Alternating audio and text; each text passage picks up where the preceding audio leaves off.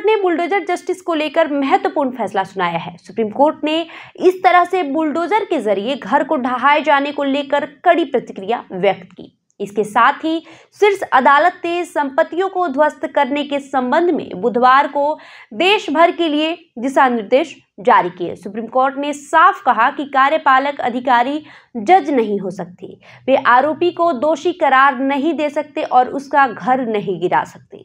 Justice BR Gavai और justice KV Viswanathan की bench ने इस मामले पर अपना फैसला सुनाया। सुनवाई के दौरान बेंच ने कहा कि यदि कार्यपालक अधिकारी किसी नागरिक का घर मनमाने तरीके से सिर्फ इस आधार पर गिराते हैं कि उस पर किसी अपराध का आरोप है, तो ये कानून के सिद्धांतों के विपरीत है। बेंच ने कहा कि ये पूरी तरीके से असंवैधानिक होगा कि लोगों के मकान सिर्फ इसलिए ध्वस्त कर दिए जाएं कि वे आरोपी या दोषी हैं।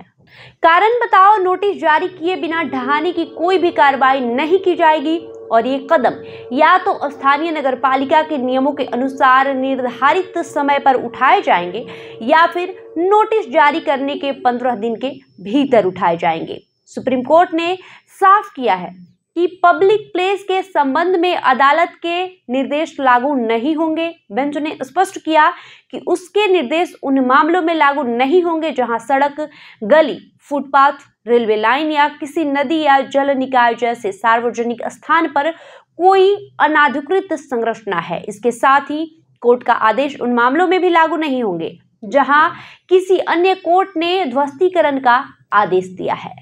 आपको बताएं कि अदालत के फैसले से ये साफ है कि सड़क और फुटपाथ बनाने, रेलवे लाइन निर्माण को लेकर किसी अनधिकृत स्ट्रक्चर को गिराया जाता है तो उस पर यह फैसला लागू नहीं होगा। शीर्ष अदालत ने कहा कि किसी नदी या जलाशय के किनारे अगर कोई अवैध निर्माण हुआ है या फिर किसी कोर्ट के आदेश से डेमोलेशन का आदेश जारी हुआ है तो उक्त निर्देश वहां लागू नहीं होगा।